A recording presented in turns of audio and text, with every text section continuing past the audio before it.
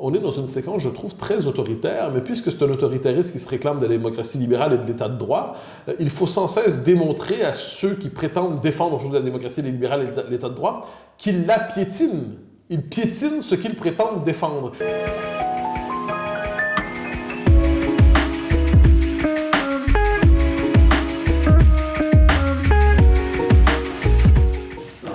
Mathieu Bocoté, je suis absolument ravie de vous recevoir ici à l'IREF.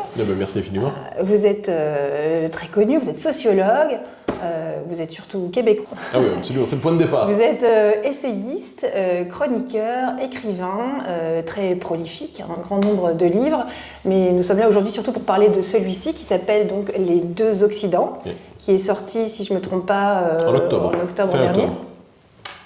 Voilà, vous avez beaucoup écrit sur le multiculturalisme, sur l'identité, les enjeux de l'identité nationale aujourd'hui, ce qui vous vient peut-être d'ailleurs de votre nationalité québécoise. Très juste. Voilà. Vous êtes souvent présenté comme une valeur montante de la droite conservatrice. Oui, je crois qu'on disait ça il y a quelques années. Vous commencez votre livre, Les Deux Occidents, par une citation d'Alexandre Zinoviev, qui dit « À peine avait-il écrasé le communisme est-européen que l'Occident a commencé à adopter certains traits de l'adversaire déchu, oui, donc du communisme. Pensez-vous sérieusement que l'Occident est en train de se soviétiser? Et si oui, comment? Ah ben oui, sinon je ne prendrais pas la peine de multiplier les ouvrages sur ça. En fait, c'est dans l'ouvrage, je cherche à comprendre, mais en fait, d'un livre à l'autre, je creuse toujours la même intuition parce que j'ai l'impression que c'est la trame de fond de notre époque. Comment, après la guerre froide, l'esprit révolutionnaire, l'esprit, la tentation totalitaire a migré de l'Est à l'Ouest sans qu'on en soit conscient. Alors, je résume ainsi. En 1989, le mur de Berlin tombe, l'URSS tombe quelques années plus tard.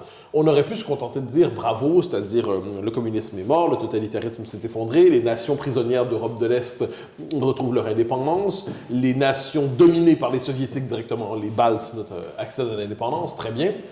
Mais c'est un peu plus compliqué que ça, parce que cette victoire, qui à l'échelle du XXe siècle est une victoire de la liberté, est réinterprétée par une bonne partie des élites occidentales comme l'occasion d'enfin tenir la promesse de Babel.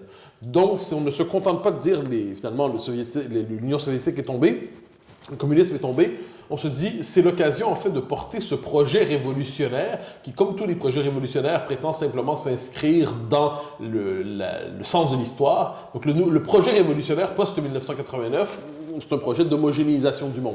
Donc, on passe de la diversité des peuples à l'interchangeabilité des populations.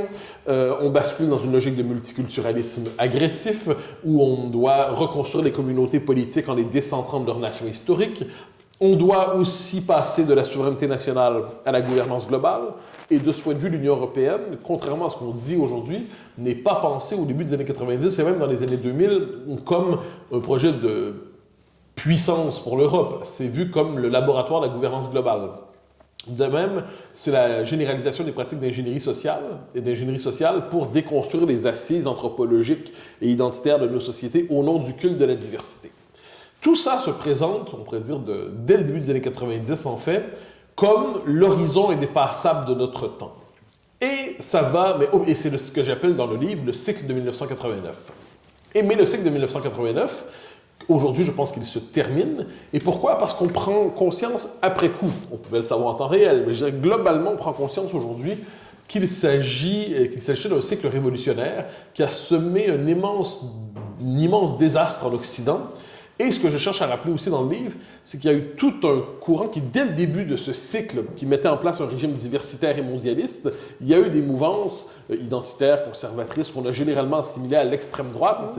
C'est le mot mis de l'avant depuis 40 ans pour diaboliser toute forme d'opposition résolue au régime qui se mettait en place, en laissant croire qu'il s'agissait soit du dernier spasme du monde d'hier, soit du retour du fascisme, ce qui permettait évidemment de balayer en disant « les fascistes sont de retour, donc on cogne ». Eh bien, ce régime, en fait, a été critiqué en temps réel.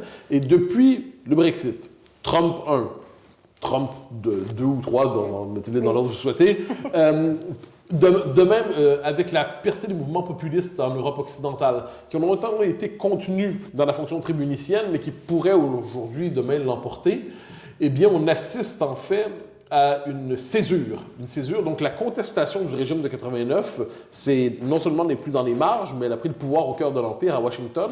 Et au même moment, l'Europe occidentale, eh bien, interprète ce retour, en fait, des identités, de la souveraineté de la nation comme une forme de... Comment dirais-je?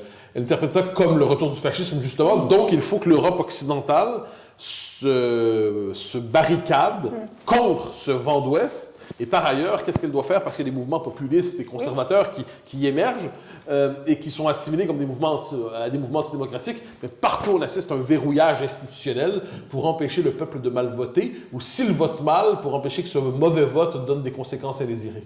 Mais qui sont ces gens, ces îles, cet extrême centre qui barricaderait l'Europe contre et qui protégerait même à l'intérieur de l'Europe? C'est quoi? C'est une élite Alors, moi, j'ai tendance à...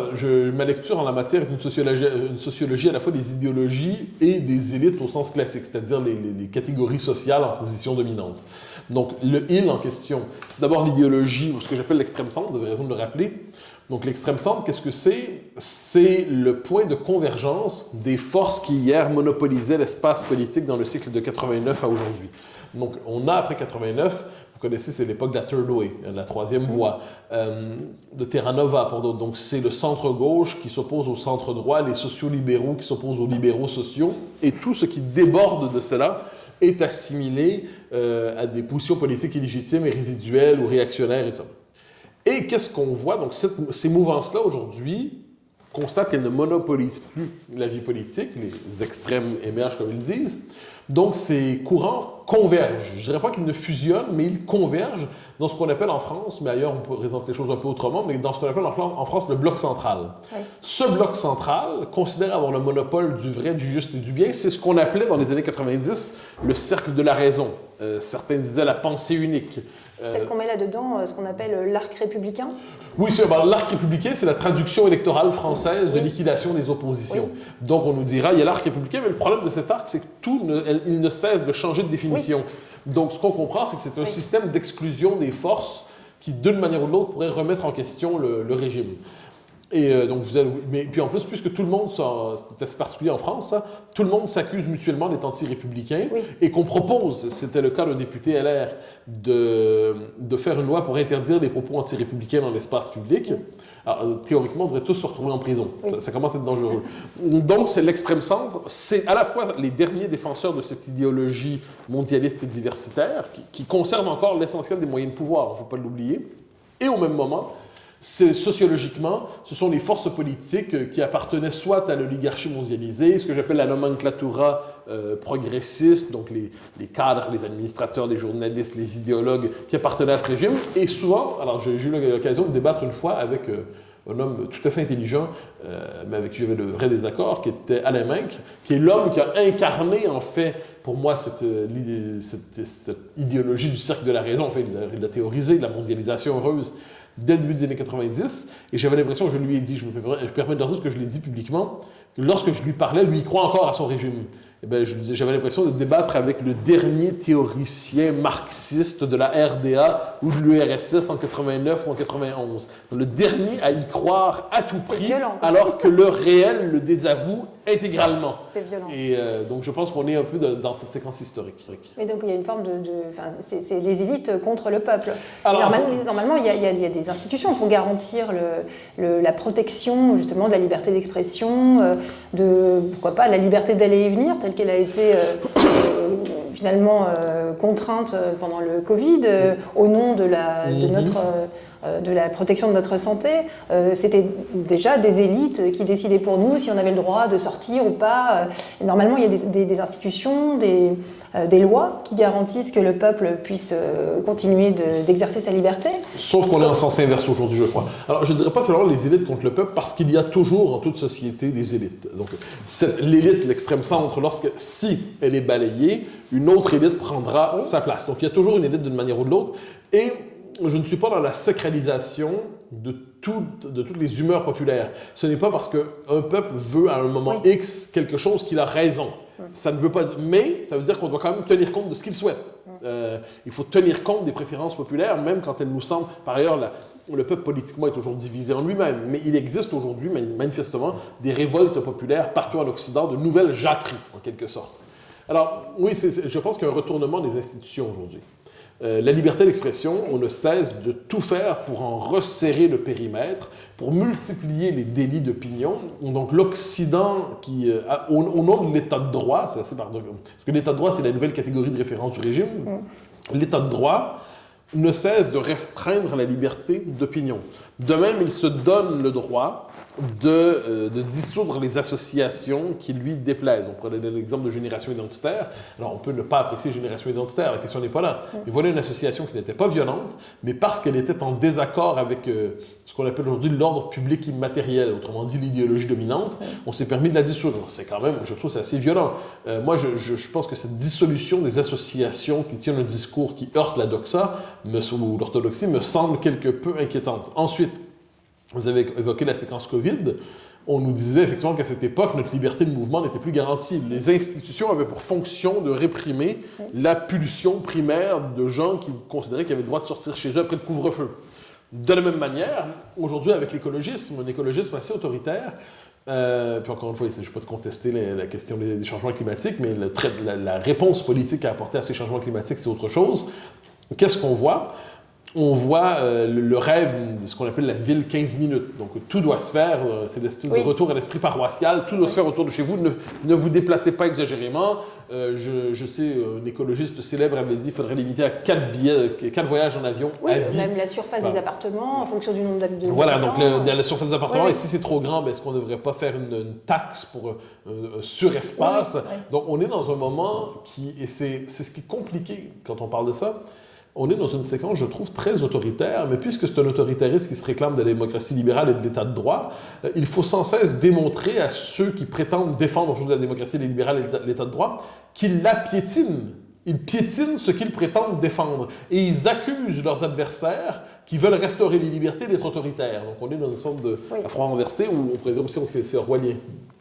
Que reprochez-vous au néolibéralisme? Parce que je vous entends beaucoup critiquer cette notion. Non, en fait, non, c'est une notion que j'utilise assez peu. Je l'utilise pour simplement dire une certaine version du capitalisme mondialisé et plus encore de la gouvernance globale post-1990.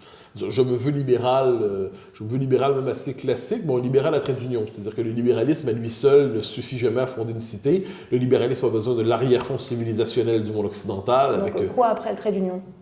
La nation. Libéral nationaliste. Nationaliste, en fait, oui, en France, le mot passe mal, mais au Québec, c'est un mot tout à fait normal. Mais oui. Ici, tout passe. Alors, je vais aller ça. Libéral, au sens, je défends les libertés publiques, la maximisation de la liberté d'expression. Je défends aussi, assurément, une société le plus défiscalisée possible, débureaucratisée. Je crois davantage à la régulation par les mœurs qu'à la régulation par la multiplication des règlements et de l'administration. Ça, c'est libéral conservateur. Ensuite, je pense que l'homme a besoin de participer à une communauté politique. L'homme est un animal politique. C'est une vieille leçon aristotélicienne, elle est encore vraie. De ce point de vue, la nation est la communauté politique de référence. Par ailleurs, toute conception de la liberté présuppose une conception de l'homme. Or, la conception de la liberté propre aux libéraux est née dans le contexte de la civilisation occidentale, donc à la fois, on pourrait dire, le sens de la finitude des chrétiens, la raison grecque, le sens du droit romain. La conscience. La conscience, donc la figure de l'individu. Donc tout ça rend possible le libéralisme, mais lorsque le libéralisme se veut autoréférentiel et veut se priver de tout son arrière-fond, il devient autodestructeur. Bon, deux, ce que vous appelez le néolibéralisme. C'est un mot qui était à la mode dans les années 90, dont je me suis toujours méfié, parce que c'était le mot facile de la gauche universitaire de l'époque pour dire, en fait, on mettait le mot néolibéral, méchant. Bon. Ensuite, si on veut faire un usage pertinent de ce concept, on pourrait dire que le mondialisme post-1989, avec cette idée que les entreprises devaient, enfin que l'essentiel de la vie devait être marchandisé, que l'être humain n'était que quand n'avait de valeur que quand à la manière d'une forme de quantification économique, d'un monde qui tenait justement les appartenances autres pour secondaires, résiduelles, une forme de sacralisation de l'individu, qu'on s'imaginait qu'il devait pouvoir dans sa vie vivre à Singapour et à Paris et à Londres et à Budapest l'Est et ensuite à Los Angeles, à la manière d'une espèce de nomade mondialisé permanent sans appartenance profonde. Ce que certains ont voulu appeler néolibéralisme, donc cette espèce d'idéologie bas de gamme du régime post-89, ce mondialisme diversitaire qui prétendait défendre les droits de l'individu, une certaine conception du marché. Bon, ça a fait faillite. Mais ce qui a fait faillite, c'est pas le libéralisme. D'ailleurs, je note qu'aujourd'hui, la droite économique, si on veut l'appeler comme ça, lorsqu'elle ressurgit, elle ne ressurgit pas sous la bannière néolibérale. Elle ressurgit sous une bannière assez classique, on dit même libertarienne. Vous noterez, aujourd'hui, Milei se veut libertarien et cite même Murray Rothbard. C'est quand même quelque chose.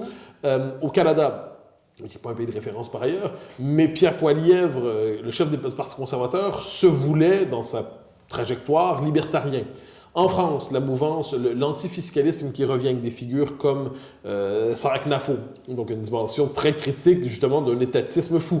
Marion Maréchal qui dénonce le socialisme mental. C'est une catégorie, donc elle dit finalement la colonisation des esprits par le socialisme. David Lisnard contre la bureaucratie. Vous m'y causez, j'allais dire Lisnard qui fait une critique de la bureaucratie, de l'étatisme. Je pourrais trouver des gens dans plusieurs camps qui témoignent d'un retour d'un libéralisme qui n'est plus cette espèce de doctrine cosmopolite mondialisée, mondialiste, babélienne, mais qui retrouve, on pourrait dire, ses assises. Mais vous avez parlé, à propos de Trump, Milei, vous avez parlé d'un moment libertarien dans le monde, mais pourquoi il ne trouve pas sa concrétisation, enfin son expression en France? Elle est quand même très marginale, même si effectivement il y a des figures qui commencent à monter. Sans doute aussi à cause, on va dire, d'un agacement fiscal plutôt que pour des raisons morales. Oui, mais l'agacement fiscal est moral. Mais, bien sûr, l'agacement fiscal est moral, mais ce que je veux dire, c'est que il y a aussi souvent, quand on entend les gens parler de Sarah Knafo ou de David Lisnard, on les entend plutôt défendre aussi à côté leurs intérêts personnels, à continuer de toucher ma prime rénov. Donc il faudrait virer les fonctionnaires, mais continuer de toucher ma prime rénov. Donc chez les Français, il y a quand même cette schizophrénie, j'ai l'impression, plus que dans d'autres pays. Alors, le moment libertarien, je dirais que le libertarianisme est une composante du moment national, conservateur, populiste, libertarien qu'on vit en ce moment. Mais croire que la séquence actuelle est strictement libertarienne, c'est se contenter d'une composante et pas chercher à faire l'ensemble du portrait. Premier élément. Deuxième élément, vous me dites que c'est une réaction plus intéressée que morale, mais l'être humain est ainsi fait. Je veux dire, l'être humain est... Moi, ça explique mon conservatisme, j'ai une vision assez pessimiste de l'être humain. Je pense que l'être humain est généralement médiocre, trop souvent monstrueux, de temps en temps lumineux, est capable d'une petite bonté, pour peu qu'elle soit travaillée par la civilisation et les mœurs pour faire en sorte de cultiver notre meilleure part et refouler notre plus mauvaise. Donc, ça veut dire concrètement que je ne connais personne qui s'engage dans l'espace public à partir d'une vision désincarnée de ses idées. Il le fait à partir de ses affects, il le fait à partir de ses intérêts. L'idée, le génie de l'idéologie dans le bon sens du terme, c'est de chercher à aller au-delà d'une défense stricte de mes intérêts individuels ou catégoriels et être capable de défendre quelque chose comme une vision de la cité. Mais celui qui, moi en politique, chaque fois que j'entends quelqu'un me dire « je ne pense pas, moi, je ne pense qu'au pays », je me dis « tu mens ». Je ne dis pas qu'il ne pense pas au pays aussi. Je dis que, puis notamment, ça fait partie du métier en politique. Je me rappelle, j'ai une conversation avec un ami québécois, ça fait des années, qui se disait qu'il serait peut-être bien qu'il se relance en politique, mais que c'était peut-être pas nécessaire. Puis j'avais répondu, en politique, toute personne qui ne se croit pas indispensable ne l'est pas. Donc, à un moment donné, ça fait partie du métier. C'est pour ça que la politique, j'appelle ça le règne des grands égaux, avec Santiago GOS, plutôt que des petits égaux, avec Santiago GAE. Et ça, je pense que c'est ainsi fait, puis ça ne changera jamais. Oui. Et pour la France, donc je pense que une partie de l'extrême centre, mais aussi une partie de la gauche et la pesanteur aussi de l'étatisme tel qu'il a pris forme dans la deuxième moitié du XXe siècle, fait en sorte que certains rêvent de faire de la France une forme de RDA centriste qui ne céderait pas au grand vent national, conservateur, libertarien, libéral, identitaire d'aujourd'hui. Oui, on a rendu client de l'État à la moitié des Français. Non, mais en fait, ça, c'est la logique, effectivement, du conditionnement de la population qui est consubstantiel à l'État-providence. Donc l'État-providence, je le vois même avec un concept moi, qui me fait... Alors, ça existe partout dans le monde, mais c'est ici, j'en ai compris toute la portée délirante, c'est le concept de niche fiscale. Ça me rend fou. C'est-à-dire que l'État prend tout, et après ça, il vous dit, si vous êtes gentil, vous allez pouvoir profiter d'une niche fiscale, mais sachez qu'on peut toujours la reprendre si vous n'êtes pas sage. Donc, c'est une logique de conditionnement de la population. Et de ce point de vue, il faut garder à l'esprit que l'assistanat ne concerne pas que les catégories les plus défavorisées. Non, ça touche l'ensemble de la population. Moi, c'était ma découverte de Nord-Américain ici qui m'a frappé un jour. C'est le Nord-Américain de base, quand il veut augmenter son pouvoir d'achat, il dit, bon, comment je peux travailler davantage? Est-ce que je peux avoir changé de job à la rigueur, de travail? D'emploi, est-ce que je peux avoir une augmentation de travail? Est-ce que le gouvernement pourrait baisser mes derniers impôts? Bon. Ici, c'est la demande de pouvoir d'achat, c'est quel chèque le gouvernement peut me faire, quelle prime. Le concept de prime, il n'y a pas d'augmentation de salaire, il y a le cadeau de la dame patronesse. C'est en ça que je parle d'immoralité. C'est-à-dire que d'un côté, effectivement, on voudrait bien que nos impôts baissent, et de l'autre, on ne souhaite pas abandonner les primes, les chèques. Oui, mais soyez pas surprise. Je dis pas que c'est bien, je dis que c'est inévitable. Les gens se sont habitués à avoir des chèques et trouvent par ailleurs avec raison qu'ils payent trop d'impôts. Oui. Donc ça, moi, j'ai une formule que j'utilise souvent pour nommer les changements qui relèvent d'autres choses que les réformettes. Les changements historiques s'accompagnent rarement d'une musique d'ascenseur. Donc, le moment qui viendra peut-être ou pas, j'en sais rien, où la France connaîtra un moment libéral, qui ne sera pas seul, hein. C'est-à-dire un moment antifiscal, qui va être aussi un moment identitaire, qui va être un moment souverainiste, tout ça vient ensemble. Et bien, à ce moment, il y a beaucoup de gens qui vont dire un instant, je pensais justement, oui, je paye trop d'impôts, mais mes petits intérêts. Mais ça, dans ce moment-là, on ne sélectionne pas dans le détail le changement social qui arrive. Des vagues arrivent, des intérêts sociaux sont mis de l'avant, d'autres sont déclassés. Je pense qu'on risque de connaître un tel moment. Oui. Mais le régime fait tout pour qu'il n'arrive pas. Oui, c'est sûr qu'on repose ça. Dans un article récent, vous avez évoqué deux auteurs qui ne sont pas très lus en France, Ayn Rand et Ray Powell. Oui. Pouvez-vous nous dire en quoi leur lecture est utile? Ça, c'est ma passion littéraire. En quoi leur lecture est utile à ceux qui s'intéressent au libéralisme? Voilà, pourquoi faut-il lire Ayn Rand et Louis Powell? Alors, Ayn Rand, j'ai un rapport compliqué avec elle, parce que je l'ai lu une première fois quand j'étais très jeune, 18-19 ans, puis elle m'avait énervé. Puis elle m'énerve encore beaucoup, je précise. Mais elle a eu l'intuition d'à quel point les sociétés modernes sont fondées sur une aliénation, une négation radicale de l'individu méritant. Il y a chez elle ensuite, puis on l'a vu, c'est une philosophie autoréférentielle. Quand on entre dans la pensée d'Ayn Rand, c'est à la fois très riche et en même temps, c'est fait pour absorber l'individu. Ça crée une secte, l'objectivisme, qui était la version d'Ayn Rand du libertarianisme. D'ailleurs, il y a eu des sectes, il ne faut pas l'oublier, des sectes objectivistes. C'était un milieu qui coupait de la société. C'est comme des témoins de Jéhovah libertariens en quelque sorte. Mais ça ne fait pas rêver, c'est vrai. Mais on peut relire avec plaisir, notamment La Grève, mais pas seulement, en anglais c'est Atlas Struggle. On peut le relire parce que c'est par ailleurs, de manière assez inattendue, une forme de grande fresque du combat de l'individu qui ne veut pas se laisser écraser par la société. Et avec cette hypothèse qui veut dire quelque chose aujourd'hui de la grève des producteurs.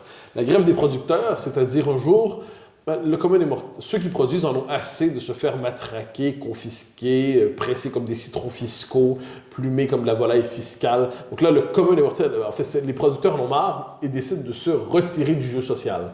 Je pense qu'on doit prendre au sérieux cette exaspération, ce qu'elle veut dire. Donc, c'est un livre qu'il faut avoir lu malgré le fait qu'il soit exaspérant. Enfin, vous savez, il y a des œuvres comme ça. On les lit, c'est agaçant, mais on n'est pas malheureux de l'avoir connu. Donc ça, c'est l'imaginaire libertarien. Très didactique aussi, qui peut lasser. Oui, là, mais elle donne c'est un roman marxiste inversé, c'est un roman en thèse. Mais à travers tout ça, quelque chose en ressort en bien. Louis Powell, c'est autre chose. Alors, c'est un auteur que j'aime beaucoup. Je vous en fais le portrait. C'est un écrivain qui connaît son déploiement dans l'après-guerre, qui n'est pas de gauche. Et ne pas être de gauche, à ce moment-là, ça vous vaut la plus mauvaise des réputations. Encore aujourd'hui un peu, mais à l'époque, c'était assez marqué. Et le Powell... je pense qu'on disait Powell, mais bon, je suis toujours du Powell, donc je m'en tiendrai à la première prononciation, va chercher toute sa vie une forme de nœud ésotérique, de doctrine véritable, qui serait une doctrine d'accès au monde. Donc, par exemple, il va être associé à l'entreprise de la revue Planète. La revue Planète qui était revue ésotérique, on s'intéressait tout à la fois à la magie, aux hypertechnologies, aux extraterrestres, mais avec toujours l'idée qu'il y a une transcendance à saisir. Donc, il va connaître toutes les conversions jusqu'à arriver au catholicisme à la fin, comme une forme de retour à la foi des origines. De même, il était agacé mais exaspéré par l'égalitarisme moderne, parce que d'autres appellent le socialisme mental. Et il va, donc, d'une critique de l'égalitarisme à d'autres, il va aboutir au libéralisme au début des années 80. Et c'est une conversion qui s'opère au moment où ils fondent le Figaro Magazine à la fin, en 78, si je ne me trompe pas. Et le Figaro Magazine, les premières années dans ses éditoriaux sont plutôt nietzschéens. Et là, une forme de conversion libérale. Donc, il passe le libéralisme chez lui est une critique de l'égalitarisme par d'autres moyens. Et quand on lit ces éditoriaux de cette période-là, qui sont rassemblés, il y a deux recueils. Le premier recueil, c'est le droit de parler. Et le deuxième, c'est La liberté guide mes pas. La liberté guide mes pas rassemble une partie des éditoriaux de sa période libérale, bien que ça vaudrait la peine de les relire bien au-delà de ce petit recueil, tellement c'est passionnant. Powell, c'est une plume exceptionnelle. C'est un talent de plume de génie. Et il met ce talent au service d'une critique féroce du socialisme, et pas seulement de ses mauvais effets, mais de ses mauvais principes. Donc une critique de l'égalitarisme, une critique de l'étatisme, une critique du collectivisme, une critique du constructivisme, une défense, un libéralisme de combat, mais avec une plume telle que le style rend la pensée encore plus intelligente. Oui. Donc moi, j'ai lu ça très jeune, c'était une lecture familiale, j'adorais. Et puis j'y suis demeuré fidèle à plusieurs moments dans ma vie, je suis revenu à Powell's, et je trouve que c'est une espèce de tonifiant. Autant j'ai toujours aimé lire Raymond Aron, parce que c'était ma chambre de décompression idéologique. C'est-à-dire que puisque je suis naturellement porté aux élans politiques, je disais à Aron, ça me rappelait une fois par année, je disais ça l'été, que l'histoire s'écrit en prose, même si ce qui nous pousse à nous y investir sont les élans poétiques. Chez Powell, c'est une plume, mais comme j'ai dit, au vitriol quelquefois, il y avait chez nous des réflexions. C'est pas sur les jeunes 68 ans. Oui, c'est une formule au moment de la loi de Vaquet. Ouais. Oui, mais si avec ça. Mais il faut lire, par exemple, des réflexions sur la foi qui sont bouleversantes chez lui. Pour ceux qui sont travaillés par cette question de la foi, lui-même, lors de son retour au catholicisme, il le raconte dans quelques textes, c'est assez bouleversant. Son sens de la civilisation occidentale. Puis encore une fois, cette idée qu'une société a besoin de libérer ses énergies. Donc ça vaut la peine de redécouvrir ces éditoriaux. Donc nous allons rester sur cette proposition de cadeau de Noël. Donc, lesquels faut-il offrir? Les deux que vous avez cités, c'est La liberté guide mes pas. La liberté guide mes pas. Alors, bon, c'est absolument introuvable aujourd'hui, mais alors, moi, en d'autres temps, je me rappelle, j'avais une étudiante qui travaillait pour moi. Je lui avais donné comme mandat d'aller m'imprimer, photocopier tous les éditoriaux de Louis Powell à la bibliothèque à Montréal, parce que je les avais aussi. Un cadeau de Noël, il nous faut un étudiant. Voilà, compliqué. Oui. Alors, c'était pas le bon exemple, mais si on veut lire des libéraux pour Noël, parce que je comprends que c'est un peu l'idée. Oui, la grève d'Ayn Rand, assurément. Ensuite, je pousse à lire un recueil d'éditoriaux politiques, encore une fois, de Murray Rothbard, qui sont peu connus dans le monde francophone. C'est The Rothbard Rockwell Report. Donc, c'est une lettre, c'est avant les blogs, avant tout ça. C'est une newsletter je pense qu'il faisait chaque semaine. Aïe. Et c'est de l'analyse politique. Ça, c'est disponible facilement sur Internet, vous pouvez l'acheter. On n'a pas adhéré à tout. Hein. Le type était excessif, il disait son lot de sottises, mais sur le fond des choses, c'est le penseur du paléo-libertarianisme. C'est absolument passionnant pour les libéraux qui veulent aller dans cette direction. Sinon, on peut lire Philosophie de l'impôt de Philippe Nemo, c'est un français, très bien. C'est un très bon livre. Si je vous en rajoute un dernier bon libéral, de Powell, j'en ai parlé, il a écrit un roman, Les Orphelins, qui est très très beau, c'est son dernier roman, je crois, et qui raconte la décadence de la société 68 ans et ses suites, mais avec un vrai bonheur de plume. Ça vaut la peine d'être lu. Puis sinon, si vous vous promenez sur les quais de Seine, vous allez trouver de temps en temps de vieux livres de Powell qu'il vaut la peine de redécouvrir, puis on pourrait faire des suggestions pendant des heures encore. Merci de vous être prêté à cette petite interview. Et on espère vous revoir bientôt ici pour un nouveau livre. Je crois que vous êtes très prolifique, donc ça se reproduira sans. Merci. Merci.